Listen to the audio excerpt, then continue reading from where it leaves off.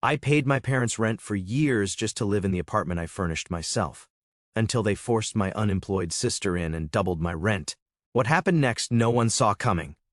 I rent a small apartment my parents own above their garage. I've been there since I was 22. I pay on the first every month. I buy my own groceries, replace my own light bulbs, and patch the peeling paint in the bathroom because Dad keeps saying he'll get to it and never does. I work inventory at a distribution center. It's not glamorous, but it's steady. I like steady. Steady lets me sleep. Chloe lives in the main house. Sometimes she has jobs, sometimes she doesn't. When she quits, Mom says the manager was toxic. When I stay late to cover shifts, Mom says I'm obsessed with money. That's the rhythm. I learned a long time ago not to expect praise. I tell myself I don't need attention. I just want basic fairness, a clean line between mine and not mine, a please and a thank you once in a while. Nothing big. The first crack this year didn't look like much. It was a Sunday dinner for Mom's birthday, roast chicken, green beans, store-bought cake with too sweet frosting. I got there early to help. Dad handed me a toolbox and said, "That cabinet hinge is loose again." I fixed it. Chloe showed up late with a paper bag from a bakery and called it a little treat, like she'd funded the whole party. "Look at our girl," Dad said, hugging her at the door. Mom smiled at me. "Adam, can you take the trash out before we eat?" We sat down. Dad lifted his glass. "Let's say one thing we're proud of this year. I kept it simple. I got moved to lead receiver. Small raise. I'm learning how to schedule the team." Aunt Nora nodded toward me. "That's solid." Mom didn't look up. "Don't get cocky. Titles make people lazy." Chloe cleared her throat. "I'm proud I'm taking time for my mental health," she said. "I left a job that didn't align with my values." Dad beamed, brave. I chewed and tried to keep my face neutral. As I sat at the dinner table, my mind drifted to the previous Saturday, spent wrestling with a stubborn, leaky sink in my apartment, the wrench slipping in my tired hands. Afterward, I'd mowed the narrow strip of grass behind my stairs, the chore falling to me, as always, unnoticed by anyone else. The rent envelope sat sealed on my dresser, a quiet testament to my reliability. Aunt Nora's voice broke through my thoughts. "Still in that garage apartment, Adam?" she asked warmly. "Yeah," I replied softly, "it suits me." Mom interjected sharply, "Family rate." "He's lucky," her tone implying I owed gratitude. "It's market rate," I murmured, my voice steady but low. Dad's fork tapped the plate, a warning. "Don't start, Adam." Chloe, twirling her wine glass, smirked. "He loves his rules," she said, her smile laced with mockery. "Change makes him grumpy." I sipped my water, feeling the weight of their expectations settle heavier. "I just like notice," I said evenly, "and a door that stays locked when I turn the key." Chloe's laugh rang out, dismissive, as if my boundaries were a punchline. I held my gaze on the table, the sting of her words mingling with the ache of being unseen, yet I stayed calm, knowing this moment was another thread in the pattern of my family's disregard. After cake, Mom handed out stacked plastic containers. "Chloe, take the good pieces," she said. Then she turned to me. "Adam, help me box the decorations." We stood at the counter in that tight little triangle, me, Mom, Chloe. The room smelled like dish soap and frosting. Mom kept her eyes on the cling wrap while she spoke, her voice casual, like weather. "By the way," she said, "we're thinking Chloe might spend some time upstairs, just for a bit, a soft reset." My hands went still. "Upstairs where?" "In your place," Mom said. "It makes sense. You're responsible. You'll keep her on track." She smiled like it was decided. "We'll chat later." Chloe looked at me over the rim of her glass. "Relax. It's family." Dad walked in and grabbed a drumstick with his fingers. "Don't be territorial, Adam. It's our property. You rent." I stayed silent, my fingers methodically snapping each plastic lid into place, the faint clicks grounding me in the chaos of the moment. My stomach churned, heavy as if I'd swallowed a stone, the weight of their casual decision pressing down. I tried to anchor myself by imagining the week ahead. Work at 6, coffee at 8, laundry on Thursday night. Simple routines, a fragile normalcy I clung to. Chloe nudged my shoulder with the container, her voice light but cutting. "You'll be fine, Adam. You're good at sharing." I glanced at her, her nonchalance a stark contrast to the knot in my chest. Mom, wiping the counter with deliberate strokes, spoke softly, almost dismissively. "We'll sort out the details tomorrow. No need for stress tonight." I nodded once, a reflex to avoid conflict amid the scattered cake crumbs and lingering scent of frosting.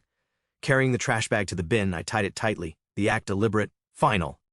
I paused in the dark driveway, the chill of the night settling around me, and listened to the muffled sounds of laughter and clinking plates from the house. Above the garage, my apartment's single light glowed, a small, solitary square, fragile yet mine, like a beacon of the boundary I longed to protect. I told myself it was just talk. Family says things, they move on, But something simple clicked in place right then, like a switch. Not loud, not dramatic, just a steady thought. I want my door to mean something. I've been renting the apartment above my parents' garage for 6 years. When I first moved in at 22, I thought it was a fair deal. $900 a month, no lease, just cash in an envelope on the first. Dad called it the family rate. In reality, it was about the same as what I'd pay for a studio across town, but I figured it was convenient. No shady landlords, no random inspections. I could work my job, pay on time, and keep to myself. I treated that place like mine. I bought furniture, nothing fancy, but all mine. A couch from IKEA. I carried up the stairs alone. A bed frame from Craigslist I sanded and painted. A small kitchen table I found at a thrift shop. Every plate, every chair, every towel was paid for by me. The only thing from my parents was the key. Chloe never understood that. To her, my apartment was an extension of the main house. She'd drop by uninvited, leave half-drunk coffee cups on my counter, crash on my couch because your Wi-Fi is better. Once I came home from work and found her wearing one of my hoodies. It was cold, she said, like that explained everything. I complained to Mom. She waved me off. Don't be so rigid, Adam. She's your sister. Dad was worse. You don't own that place. We do. Be glad we let you stay there. I never missed a payment, not once, even when I had to pick up overtime just to make it work, even when Chloe borrowed $300 3 years ago and never paid it back. I kept paying because steady is what I am. The Sunday dinner when Mom mentioned Chloe resetting upstairs wasn't the first time I'd heard hints. Over the past year, the comments kept coming. Chloe needs space. Chloe could use a fresh start. You're so good with structure, Adam. Maybe she'll learn from you. It was always dressed up like a compliment, like I should be proud to be the safety net. Meanwhile, Chloe floated in and out of jobs, in and out of boyfriends, in and out of whatever responsibility she was supposed to have, and every time my parents spun the story, she was brave, she was sensitive, she was misunderstood. I was the opposite. If I worked late, I was obsessed with money. If I skipped a family dinner, I was selfish. If I asked Chloe to stay out of my apartment, I was territorial. The pattern was so clear I could map it. Chloe makes a mess, parents defend her, Adam cleans it up. The pressure built slowly. One morning in March, Chloe let herself into my place at 7 a.m. She had a duffel bag with clothes spilling out. I'm crashing here a few nights, she said. No, you're not, I said. Mom said it's fine. I called Mom at work. What is this? Her voice was light. She needs stability, Adam. Don't be dramatic. It won't be forever, Dad chimed in on speaker. And expect rent to adjust. More utilities, more wear and tear. We can't subsidize your sister. Subsidize? I almost laughed. I already pay full rent. You're lucky we let you, he said. That word lucky sat on my chest like a brick. Chloe didn't just crash. She unpacked. Clothes in my closet, makeup on my bathroom sink. She used my towel and left it damp on the floor. She took over the couch with her laptop and Netflix. At night, she blasted TikToks in bed while I tried to sleep. I pulled her aside. This is temporary. You need to find somewhere else. She smirked. Relax, Adam. You're such a control freak. I wanted to scream, but instead, I washed dishes she'd left in the sink. The money fight came next. One Friday, Dad called. Rent's going up. $1,800. That covers Chloe, too. That's double, I said flatly. Utilities are higher. Groceries. Inflation. You're an adult. You should understand. I buy my own groceries, I said. I pay my bills. Chloe doesn't pay anything. Silence, then Mom's voice cut in. Don't pit yourself against your sister. She's family. I clenched my jaw. So am I. I started doing math in my head. My paycheck, minus gas, food, phone, insurance. $1,800 would eat everything. I'd have nothing left. I pictured Chloe scrolling Instagram in my hoodie while I ate rice and beans to cover both of us. That week, I brought it up at dinner. I can't pay double rent. If that's what you want, I'll move out. Mom froze. Don't be ridiculous. Where will you go? Apartments exist, I said. Chloe laughed. You won't leave. You're too scared. Dad leaned back. Don't test us, Adam. If you walk, don't expect to come back. I stared at my plate. The chicken was dry in my mouth. I swallowed it anyway. The manipulation ramped up. Mom called late at night, her voice heavy with guilt. You're tearing the family apart. Chloe is hurting. We raised you better than this. Dad left voicemails full of anger. You think you're special? Everything you have is because of us. Chloe texted emojis. Enjoy paying $1,800. Hope you like being alone. LOL. I stopped responding. At work, I kept my head down. Nobody there knew what was happening. I was the reliable one there, too. The guy who never missed a shift, who volunteered for overtime. But inside, I felt cracked. I'd go home, sit at my kitchen table, and stare at the bills spread out. Chloe would walk in and grab my snacks without asking. I wanted to yell. I wanted to slam doors. Instead, I folded my laundry, lined up my shoes, and kept breathing. The moment that sealed it wasn't dramatic. One night, I came home late. Chloe had friends over, loud music, pizza boxes everywhere. I asked her to keep it down. She rolled her eyes. This isn't just your place. Stop acting like it. I stood in the doorway of my own living room. Furniture I had bought, rent I had paid, and I realized she actually believed it. They all did. In their eyes, nothing was mine. That's when the thought I'd been pushing down finally settled in, heavy but clear. If I stayed, I'd drown. It all snapped during one dinner at the main house. They didn't even try to hide it. It was an ambush dressed up as family time. I walked in and noticed right away Chloe was in my old spot at the table. Dad poured wine. Mom looked extra cheerful. That fake cheerful that meant they had something rehearsed. We ate in silence for a few minutes, then Dad cleared his throat. So, Adam, we've all talked. Chloe will be staying upstairs long term. You'll pay $1,800 rent starting next week. That covers both of you. Fair arrangement? I set my fork down slowly. No, it's not. I never agreed to that. Mom leaned forward. Why are you being selfish? Your sister is struggling. We're asking you to help. I looked directly at Chloe. Get a job. She rolled her eyes. You're such a jerk. I kept my voice calm. I'm moving out. If you want to rent it to her, go ahead. But I'm done. The silence after that was thick. Dad's face went red. Don't you dare walk out on this family after everything we've done for you. I leaned back. What exactly have you done for me? I've paid you rent every month for 6 years. I fixed every leak, every broken hinge. I bought every piece of furniture in that apartment with my own money. Everything in there is mine. Mom slammed her hand on the table. Don't be harsh. Leave the furniture for your sister. She needs it. Chloe smirked. Yeah, don't be petty, Adam. Be a grown-up. I looked at all three of them and said, steady, almost quiet. This isn't about revenge. This is about closure. I'm not going to fund Chloe's lifestyle anymore. Mom shook her head like I was being dramatic. Dad muttered something about ungrateful kids. Chloe laughed under her breath, but I didn't argue. I didn't raise my voice. I just kept eating bite after bite while their words bounced off me. For the first time in years, I wasn't trying to convince them. 3 days later, I rented a U-Haul. I started early in the morning, took down the TV I'd bought, rolled up the rug, packed the dishes I'd collected one by one, the couch, the bed, the table. Everything I carried in, I carried back out. Chloe woke up around noon. She came out in pajamas, hair a mess, mascara smudged. At first, she thought it was funny. You can't be serious. You're actually leaving? Yeah, I said, lifting a box. She stood in the doorway, smirking. You're overreacting. You'll be back in a week. I kept loading box after box. The smirk faded when I unplugged the fridge. You can't take that. I need it. It's mine, I said simply. Her voice went up. You're ruining everything. I didn't answer. I unscrewed the shower curtain rod, rolled up the mat, packed the towels. She followed me outside, yelling, You're pathetic, Adam. You'll regret this. I shut the truck door, started the engine, and looked at the apartment one last time. The windows were empty. No furniture, no dishes, no bed, just walls and carpet. I drove away without looking back. That night, my phone blew up. Mom, Adam, this is childish. Dad, you embarrassed us. You upset your sister. Chloe, you stole from me. I can't believe you took the bed. You're disgusting. I set the phone down. I sat on my couch in my new place, small but mine, and felt a strange kind of quiet I hadn't had in years. They thought I was bluffing. They thought I'd fold like always. But I didn't.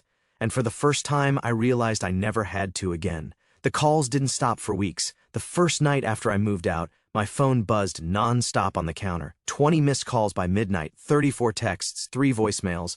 One of Chloe's was just her screaming into the phone. Another was Mom crying, saying I'd broken the family bond. Meanwhile, I was sitting in my new apartment, eating ramen at my own table in peace. The place was small and a little shabby, but when I closed the door, it actually stayed closed. That silence was worth more than anything. At work, people noticed. You seem lighter, one coworker said. New haircut or something? I shrugged. It wasn't a haircut, it was the absence of constant noise. I wasn't dreading going home anymore. I slept better. I woke up earlier. I had energy to cook, to walk after work, to sit on my couch and actually enjoy a show without Chloe barging in to steal my snacks. My parents didn't let it go, though. Mom sent a photo of Chloe sitting on a mattress on the floor. Look what you've done to your sister. Dad left a voicemail. We gave you everything, and this is how you repay us. You're heartless. I saved every message but didn't answer. A week later, Mom showed up at my job. She cornered me in the parking lot with tears in her eyes. Adam, Just bring the furniture back. Be reasonable. Chloe can't live like this. She's living in your house, Mom, I said. She's fine. Her tone sharpened instantly. You think you're better than us now? Don't forget who raised you. I walked away. My hands were shaking, but my voice was steady when I said, I'm done. 2 months passed. The storm didn't stop, but it got quieter. They realized I wasn't going to budge. Instead of begging, they shifted to guilt.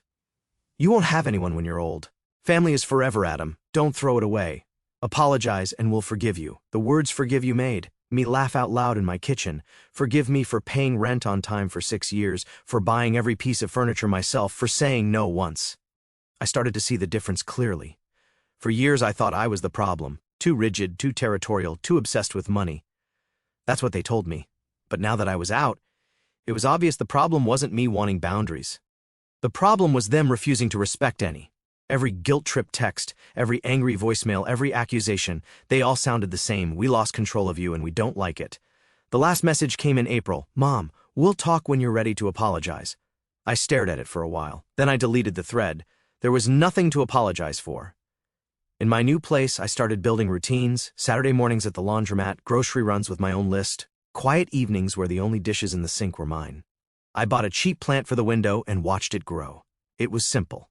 It was small, but it was mine. And after years of being told I was just lucky to be allowed a corner, the freedom of finally owning my peace felt bigger than anything. It's been almost a year since I left. The calls stopped a while ago. At first, I checked my phone expecting another wall of guilt trips, but the silence stuck. Now, if I see their names light up my screen, it's once a month at most. I don't answer. People ask if I regret it. Honestly, no. I regret not doing it sooner. I used to think keeping the peace was the same as having peace, that if I stayed quiet, helped out, kept paying, they'd eventually see me as more than the responsible one. But the truth is simple. They didn't want to see me. They wanted someone reliable enough to lean on but quiet enough to ignore. When I finally said no, they called it selfishness. To me, it was survival. These days, life is quiet in the best way. I go to work. I pay my bills. I come home to a space that's mine. Nobody moves my things. Nobody blasts TikToks at 2 a.m. Nobody calls me lucky while I hand them an envelope of cash. I built new routines, Saturday mornings at the laundromat, Sunday grocery trips, weekday evenings where I actually cook instead of grabbing fast food because I was too drained. I invite a friend over sometimes and it feels strange. No one hovering, no one judging, no one asking why I waste money on snacks or furniture. The difference is small but huge at the same time. I breathe easier, my shoulders don't ache the way they used to, I don't grind my teeth at night. I wake up and the first thought in my head isn't, what's going to go wrong with them today? Sometimes I think about that apartment above the garage. It's probably full of Chloe's stuff now, or maybe she's abandoned it already. Either way, it doesn't matter. It stopped being mine the second they made it clear I wasn't welcome there as myself, only as a wallet and a handyman. And the truth is, even when I lived there, it never really was mine. The rent was real enough, the bills were real enough, but the respect was fake. Every month I slid that envelope across the counter and watched them act like they were doing me a favor. I bought every plate, every chair, every towel, and still they called me lucky. That's why I took the furniture.